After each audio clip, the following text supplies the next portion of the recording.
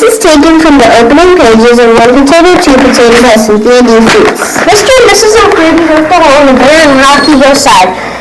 The children had grown up long ago and had gone out into the great wide woods to seek their fortunes.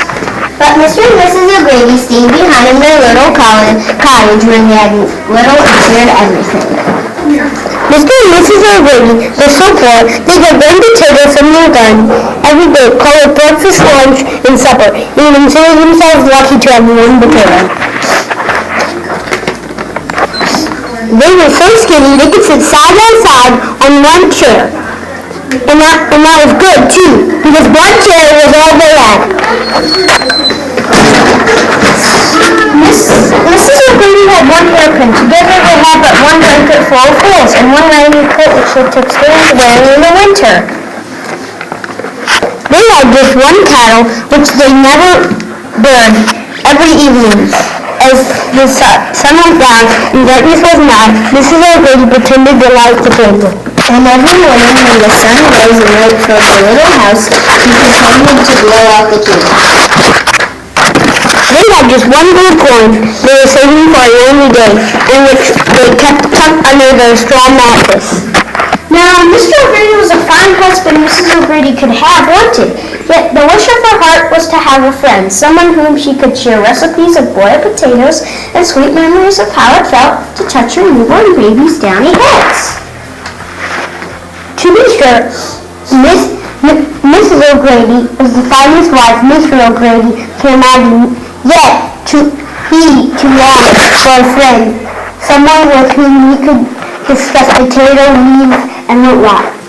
One day, as he did every day, Mr. O'Grady was out digging in the garden for their meal. To this dismay, he saw the hare come to the very last potato in the very last row of the garden.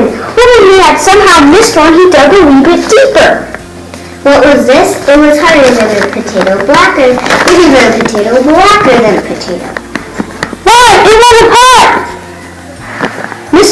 Mr. O'Grady was quite surprised they had never come across it before in this tiny garden. He wanted to show the curious object to his wife. Since he needed both hands to carry the big pot, he put the last potato in it and started for home. Mrs. O'Grady, come quickly!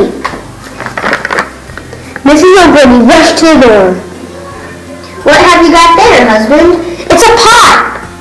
Aye, so it is, but it is much too big for cooking. Oh, it's come in handy for carrying our last potato home, Mrs. O'Grady. Our last potato! Saints have mercy! What will we do? Mrs. O'Grady leaned over the pot and reached for the potato. As she did, her hairpin fell out of her hair into the pot. As she thought no mind, because when she looked inside the pot, there were 2 potatoes. She held them up, showing Mr. O'Grady. Husband, you aren't meant to joke about such things. There are 2 potatoes here. I wasn't joking. I only put 1 potato in the pot. And only 1 hairpin fell into the pot. I suppose that now I will find 2? What happened when she reached into the pot for a hairpin? We'd simply be first on the 2 potato to find out.